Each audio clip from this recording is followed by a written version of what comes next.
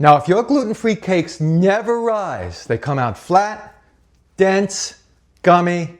It's not the flour you're using. It's not bad luck on your part.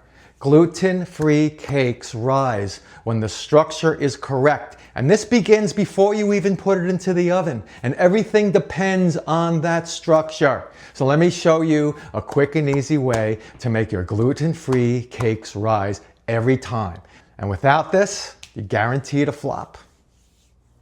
Now, one of the biggest issues people are having, especially beginners in the gluten-free realm, is they can't get these cakes in the pies or whatever it is.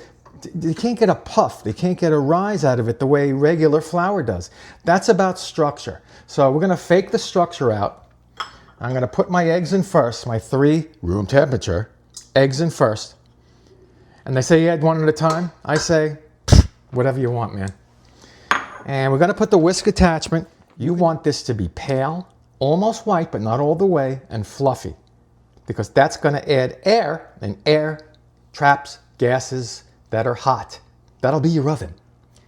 Then it rises when you bake it. Now, this is going to deflate as you add the other stuff, but don't worry. I have it on about a 5 now. And let it go 5 minutes until... Okay, I'm going to take this out of here, because I want you to see the difference. It's almost like a whipped cream, like a loose whipped cream, see?